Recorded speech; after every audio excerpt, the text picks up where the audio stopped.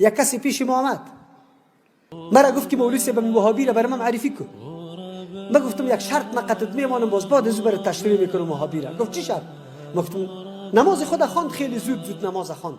من گفتم یک شرط است که تو نمازت خیلی به تأنی، به تأمل، آرام بخوانی.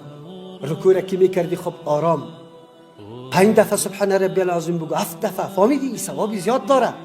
بعد از او بالا شو، قومه را خیلی خوب درست بکو. اینی دعا آمده که تو یاد بگیری بخوانی. تنها سمع الله لمن حمد ربنا ولك الحمد نیست، حمدا کثیرا طیبا یاست ملء السماوات و ملء الارض. این دعاست، این را بخوان. بعد از او باز ما گفتم هر وقت که نمازت باز دیدم که تو صحیح کرده، بعد از او پیش ما بیا که ما وهابیت برات معرفی کنم. مردکه خیست رفت. یک روز میا خنده میکنه، گفت والا من شناختم وهابیت.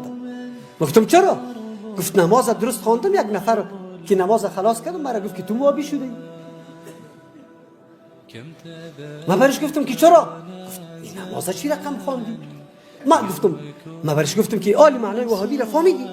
اگر عمل به سنت رسول الله میکنی صلی الله علیه و سلم، نماز را درست میخوانی، مردم از بدعت منع میکنی، از شرک منع میکنی، دعوت به سوی سنت میدی، دعوت به سوی توحید الله میدی، به مردم میگی که ولا و برا از جز دین است، دوستی با مؤمنا و دشمنی با کفار از جز دین است، اسلام نواقص داره، اینی چیز شکننده اسلام است. خلاص دیگه اونمونجا تو وهابیستی.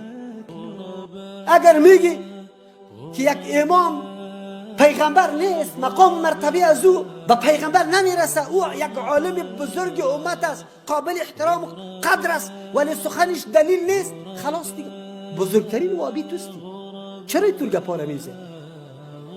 چرا این گپا را میگی؟